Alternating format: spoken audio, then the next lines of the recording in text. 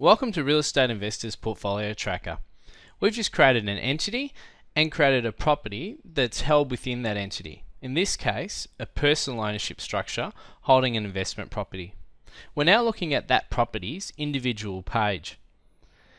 In the page, at the top of the screen, we're able to see a summary screen. We can add an image to the summary simply by clicking Add Image and find the file on your computer.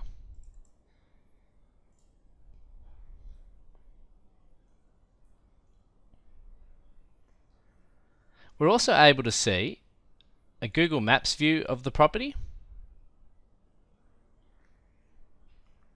and a street view of the property too.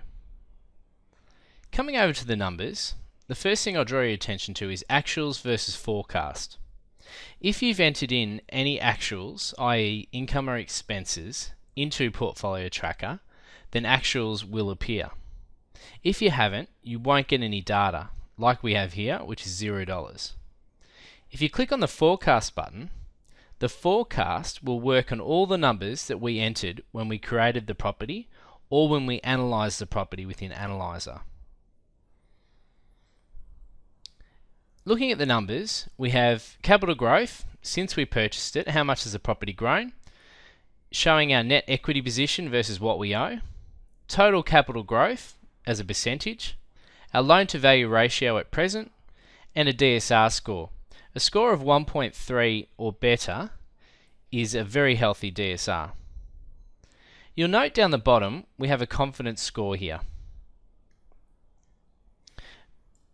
Our tool integrates with Australian property monitors to be able to give you an up-to-date valuation estimate for your property. As you can see here, we've got a confidence score of 2, and it's saying to us that the estimation of value is $534,000 as opposed to $550,000. It's got a probability range between $527,000 and $541,000. I can use that number, I can ignore it, or I can enter my own value as the current market estimate. I'll leave it as it is for now.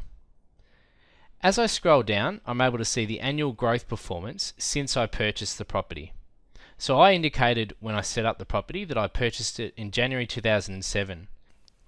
And since I've purchased it, it's had an annual growth rate of 4.8% per annum. As you can see, we also show you what the long-term average has been for a property like mine in that suburb, postcode and region. So in Berwick, where this property is located, the average growth has been 4.92. I've achieved 4.8. The postcode itself, taking in any other suburbs, has achieved 4.71, which I've exceeded, and the region overall has had a healthy growth rate of 5.6%. Looking down the screen further, I have my cash flow and my equity. Now, as I haven't entered any data as yet, I've only got my forecast income and my forecast expenses. If we look at the table, we're able to see that forecast income is a light green, forecast expenses is a light red. As we add actual income and actual expenses, they'll appear next to these lines. We can also see that over time, I have a flat amount of debt against the property, and the property is growing over time. Now, this is the forecast market value and the forecast loan balance. We can also track the actual market value and the actual loan balance over time. Scrolling down, we're able to see the cash flow in detail. Here we have the ability to enter in a summary, our rent, purchase costs, loan, expenses, and tax and depreciation. These are populated at present with our forecasts. However, if we want to add actuals, we're able to use the wizard to update actuals. So let's say I want to add some rent that's been received for my property. I can click on rent. I can either directly add it by clicking on the little blue 0 and add a date and an amount, or I can click on the use wizard to update actuals. Put in when you received the rent, put in the date the rent was from, and put in the amount.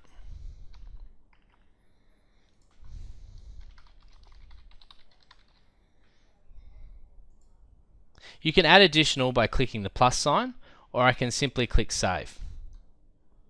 It's asking me to confirm my changes.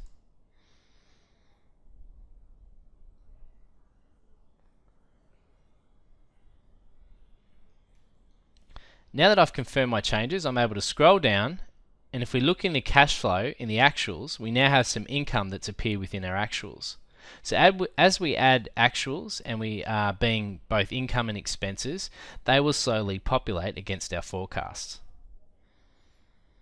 You can use the wizard to update anything from the rent to any of the expenses. And as you can see, we've got property management, service contracts, rates, body corp, insurance, repairs, lend lease, garden, cleaning, and other items that we can record against our property. As we scroll down, we've got our equity in detail. Like the cash flow, we can use the slider bar to look at futures. So in FY18, we're expecting the current market price estimate to be $655,000. That's based on a 6% capital growth. As I scroll up to FY24, the growth actually accelerated to $929,000 being my market price estimate based on the growth historically. I can add contacts to my property. By clicking on Add New Contact, I have the ability to put in place a contact. That might be my property manager, it might be a gardener, it might be anyone else in relation to my property.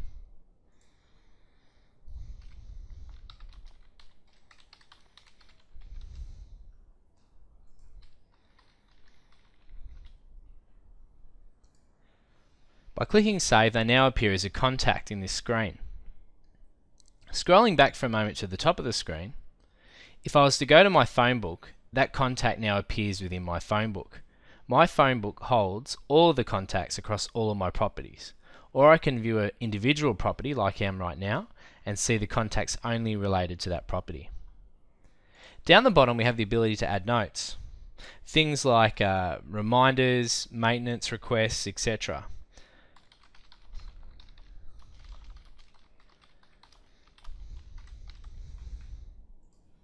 You can add multiple notes.